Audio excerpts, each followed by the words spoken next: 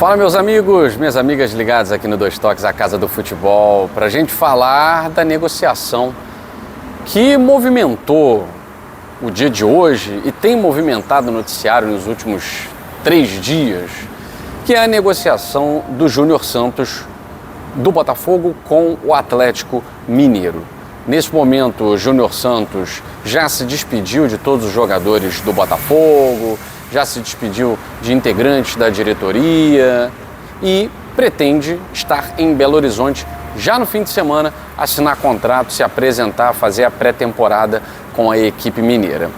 Mas a grande questão é, da mesma forma que o Cruzeiro levou o Gabigol do Rio de Janeiro para Belo Horizonte, o Gabigol tendo sido o autor de gols importantes para o Flamengo ser campeão da Copa do Brasil, será que a negociação do Júnior Santos foi boa só para o Atlético Mineiro ou também foi muito boa para o Botafogo? Afinal de contas, foi um negoção para quem?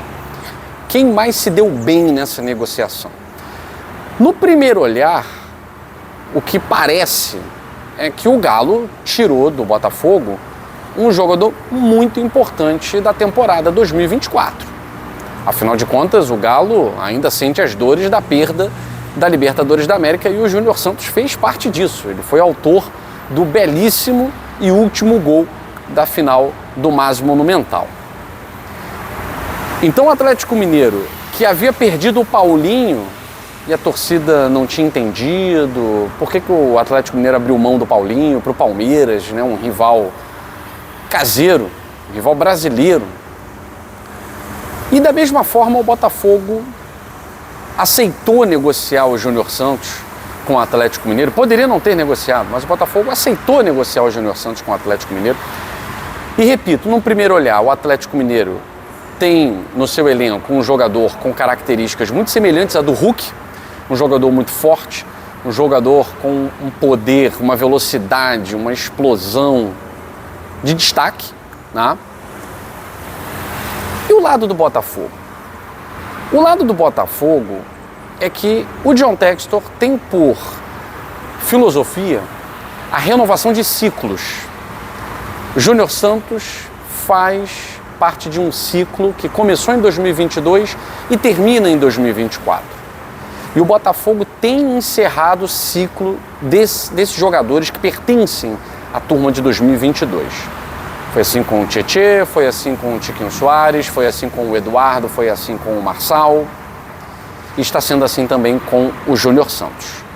John Textor quer renovar o ciclo de jogadores do Botafogo com atletas mais jovens, que tenham mais a oferecer do que aqueles que estão saindo. O primeiro momento, o Atlético Mineiro, ele obviamente tem um ganho maior do que o Botafogo, isso percebe-se até pela reação das torcidas. O torcedor do Atlético achando que deu um balão no torcedor do Botafogo. Olha aí, ó, tiramos um dos melhores jogadores de vocês. E o torcedor do Botafogo revoltado com a postura do Júnior Santos, né, de ter aceitado receber mais no Atlético Mineiro, com um contrato muito maior, né, e não é receber mais, é receber bem mais no Atlético Mineiro.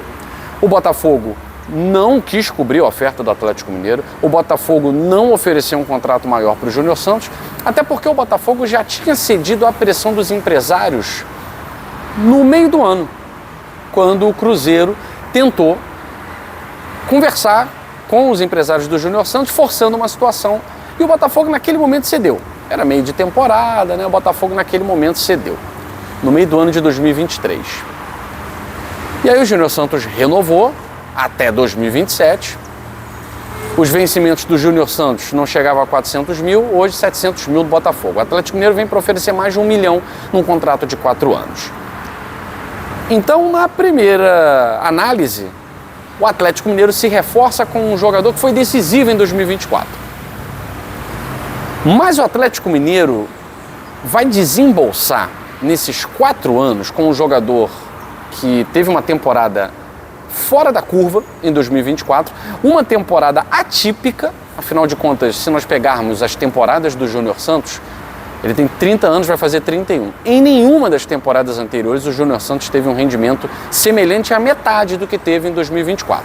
Foi uma temporada extremamente fora da curva do Júnior Santos. A questão é, o Júnior Santos é esse de 2024 ou ele é uma média de todas as outras temporadas? Essa é a questão. O Atlético Mineiro fez um contrato de 4 anos, pagando mais de 1 milhão por mês. Há quem diga que 1,2 milhão por mês, 1.200.000 reais. E os gastos do Atlético Mineiro com o Júnior Santos podem chegar a 120 milhões. O Galo pode gastar, nesse tempo de contrato, 70 milhões só com o Júnior Santos, salários, luvas, bonificações, premiações.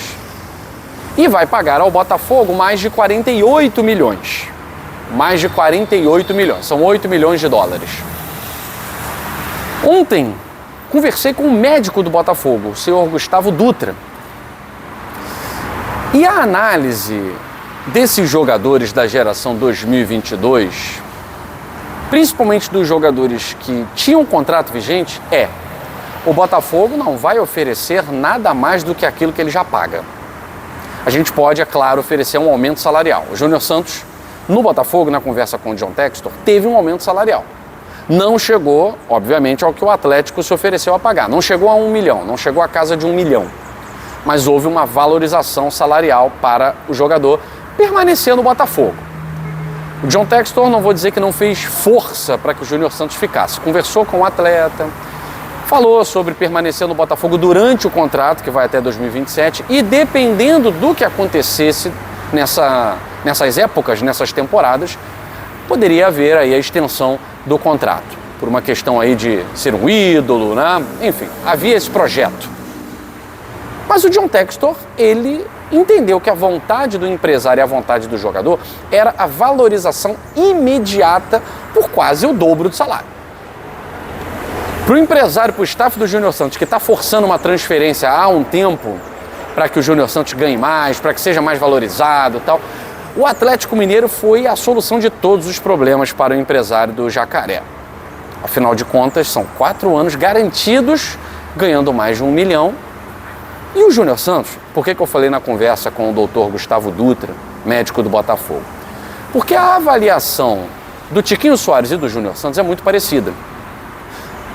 São atletas que fisicamente estão em uma curva descendente. Os exames, a análise física. O Júnior Santos veio de uma contusão que o tirou de campo por muito tempo. Ele conseguiu acelerar a recuperação, porque é um cara, realmente é uma máquina, mas o corpo humano é uma máquina que tem validade. O Júnior Santos teve uma fratura, se recuperou, foi a campo no jogo contra o Grêmio. Logo depois desse jogo contra o Grêmio, ele sentiu. Teve que ficar fora mais um tempo para poder se recuperar e jogar e entrar naquela partida contra o Vasco. Fez um gol, entrou na partida contra o Atlético Mineiro, fez gol. Mas para Júnior Santos estar 100%, ele vai precisar de um tratamento específico. Ele vai precisar de um cuidado maior. O Atlético Mineiro, ele vem de Paulinho, contundido, e contrata o Júnior Santos, que não está contundido, mas também não está 100%. Júnior Santos é um atleta de 31 anos e que passou por procedimentos e que passou por problemas de contusão nas últimas temporadas. É um jogador que se recupera bem, mas ainda assim é um risco para o Atlético Mineiro numa temporada de 4 anos, pagando 1,2 milhão para um jogador acima dos 30 anos que nunca rendeu o que rendeu em 2024.